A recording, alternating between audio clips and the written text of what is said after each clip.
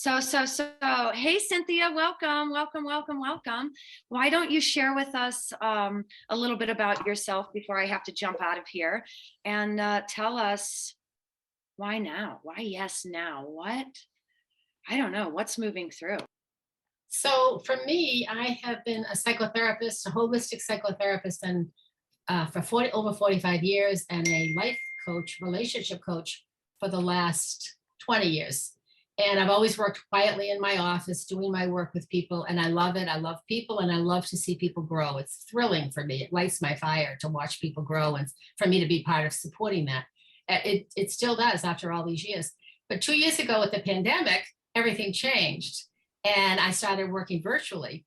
And I joined a program called Holistic Business School, learning how to do programs and put them out there rather than just doing individual work or workshops. I used to do workshops with clients, but this was a whole different thing. And so if I hadn't done that, I wouldn't be on the social media to ever find out about Mary Gooden and the work she does.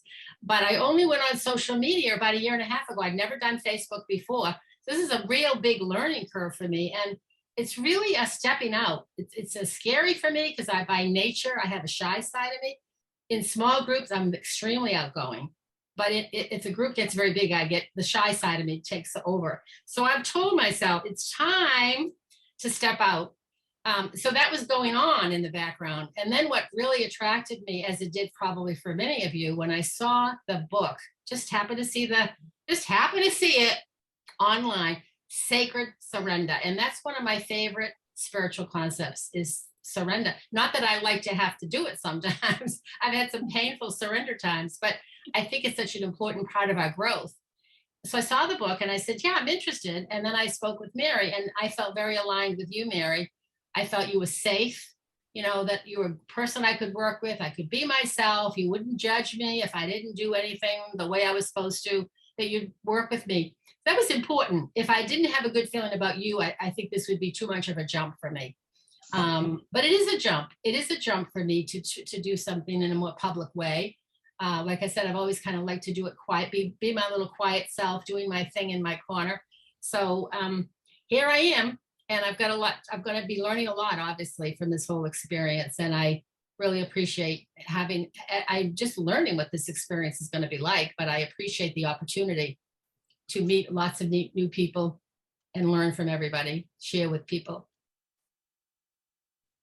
That's amazing, Cynthia. That's amazing. We all here for a reason. Everything happens for a reason at the right time. This was the right moment. This is key for all of us because we all could have, written or been part of a book like 5 months, a year, 5 years, 10 years, 50 years, 500 years ago. But we did it now because now was the right time with the right person, the right circumstances. So everything happens for a reason, the right time.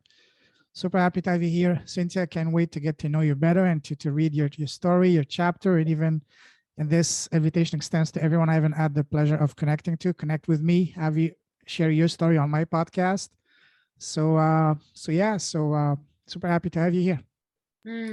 Thank Me you. too. Me too. Thank you. Thank you, Cynthia. It's just so nice to hear.